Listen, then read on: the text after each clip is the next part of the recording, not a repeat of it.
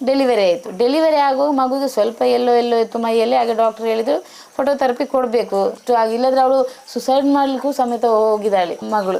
Okay sir, ನಾವು ready ಇದ್ದೇವೆ, DNA ಟೆಸ್ಟ್ಗೆ ನಾವು ರೆಡಿ ಇದ್ದೇವೆ. ಇದಕ್ಕಿಂತ ಮುಂಚೆನೂ ಅಷ್ಟೇ ಹೇಳ್ತಿದ್ದೀರಿ, ಈಗಲೂ ಅಷ್ಟೇ DNA ಟೆಸ್ಟ್ಗೆ ನಾವು ರೆಡಿ ಇದ್ದೇವೆ. DNA ಟೆಸ್ಟ್ ನಮಗೆ ತುಂಬ ಇಂಪಾರ್ಟೆಂಟ್. ಅಲ್ಲಿ ನಮಗೆ ಇದ್ದದಿದ್ದಾಗೆ ಬಂದರೆ ಸಾಕು ಸರ್.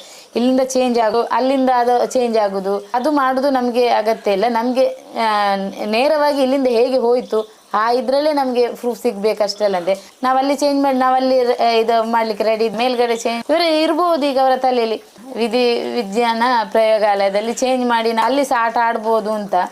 ಲೈಂಗಿಕ ಕ್ರಿಯೆಗೆ ಹೊರಡುವ ಮುಂಚೆ ಮದುವೆಗೆ ಮನೇಲಿ ಒಪ್ಪಿಸ್ತೇನೆ ಅಂತ ಹೇಳಿ ಇದು ಮಾಡಿದೆಲ್ಲ ಬರೆದು ಕೊಟ್ಟಿದ್ದೇವೆ FIR ಅಲ್ಲಿ. ನಾವು ಆಧಾರ್ ಕಾರ್ಡ್, ಹುಡುಗನ ಹೆಸರು ಹಾಕಿ ಎಲ್ಲ ನಾವೇ ಇದು ಮಾಡ್ತೇವೆ ಅಂತೇಳಿ ಅಲ್ಲಿ ಬರ್ತ್ ಸರ್ಟಿಫಿಕೇಟಲ್ಲೂ ನಮಗೆ ಹೆಸರು ಹಾಕಿ ಕೊಡಲಿಲ್ಲ. ತಾಯಿ ಕಾರ್ಡಲ್ಲೂ ಹುಡುಗನ ಹೆಸರು ಹಾಕಲಿಲ್ಲ. ಯಾಕೆಂದರೆ ಅಂದರೆ ಇರೋದು 2 ಹೆಣ್ಣು ಮಕ್ಕಳು ನಮಗೆ.